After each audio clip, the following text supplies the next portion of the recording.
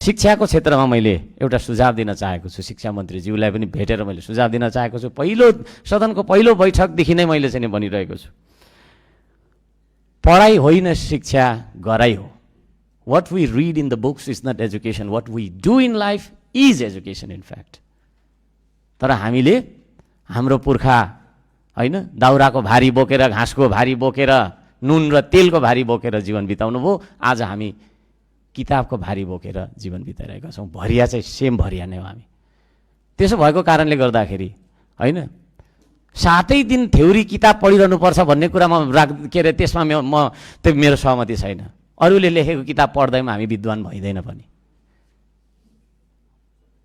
3 दिन मात्रै किताब पढ्ने, 4 दिन उत्पादन, निर्माण, आविष्कार, सृजना, कला, खेलकुद यसमा लगाउनुपर्छ विद्यार्थीलाई। त्यसतर्फ चाहिँ नि त्यो खालको चाहिँ नि शिक्षा नीति हामीले अख्तियार गर्नुपर्छ भन्ने महत्त्व गर्न चाहन्छु।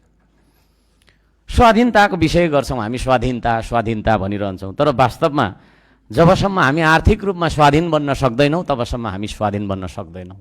आर्थिक स्वाधीनता नै वास्तविक राजनीतिक स्वाधीनता पनि हो।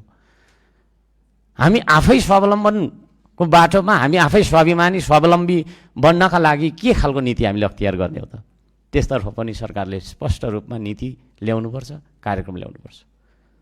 यो सुझाव दिन चाहन्छु। प्रकृति, संस्कृति र प्रविधि। प्रकृतिलाई संरक्षण गरौँ, संस्कृतिलाई सम्वर्धन गरौँ, प्रविधिलाई प्रवर्धन गरौँ। यो 3टा कुरा नै हाम्रो जीवन हो। हाम्रो बुझाइ चाहिँ त्यो छ। त्यसले गर्दाखेरि प्राकृतिक रूपमा हामी माटो भन्छौँ। हुनु त हामी त अब माटै अब धेरै त्यो भन्न मिल्दैन यहाँ होइन। माटो बचाउने कार्यक्रम चाहिँ हाम्रो के छ त? नित्यता कार्यक्रम केही पनि छैन। प्रत्येक साल करोडौँ अरबौँ टन माटो बगेर गइरहेको छ। पहिरो मात्रै, जता हेऱ्यो पहिरो, जता हेऱ्यो। त्यो पहिरो रोकथाम गर्नका लागि जनचेतनाबाट, चेतना नै फेरि विकासको मूल हो भनेर अघि भनिसकेँ। जनचेतना फैलाउने हो कि जङ्गलैभरि डढेलो लगाइरहेको छ? त्यो डढेलो अज्ञानवश मान्छेले लगाइरहेको हुनसक्छ। वृक्षरोपण सम्बन्धी के कार्यक्रम छ? केही पनि छैन। त्यसले गर्दाखेरि प्रकृतिलाई संरक्षण गरौँ सुरुमा, त्यसतर्फ पनि नीति तथा कार्यक्रममा आओस्। संस्कृतिको पक्षमा हामी उभौँ, प्रविधिको विकास गरौँ, त्यसतर्फ पनि नीति तथा कार्यक्रममा आओस् भन्ने अनुरोध गर्न चाहन्छु। पश्चात राज्यले युटर्न लियो। जेनजी भन्ने बित्तिकै युवा पुस्ताको मनमा के छ त? त्यसको कुरा सुन्नका लागि, त्यो पुस्ताको कुरा सुन्नका लागि जेनजी आयोग पो गठन गर्ने हो कि भन्ने सल्लाह म दिन चाहन्छु है। होइन भने फेरि हामीलाई पनि आउटडेटेड भन्ने छन्। त्यहाँ बाहिर बस्ने युवाले हामीलाई पनि आउटडेटेड भन्ने छन्।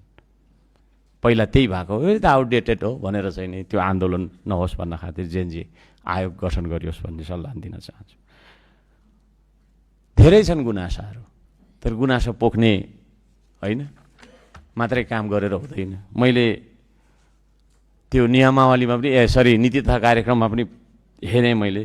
त्यहाँ मैले 22वटा बुँदामा संशोधन गर्नुपर्छ भनेर चाहिँ लेखेर ल्याएको छु। त्यो पनि म यहाँ सभामुख ज्यूलाई म दिइराख्छु छु। त्यसमा के शब्द हटाउनुपर्छ, के तपाईँको चाहिँ थप्नुपर्छ भन्ने मैले लेखेर राखेको छु।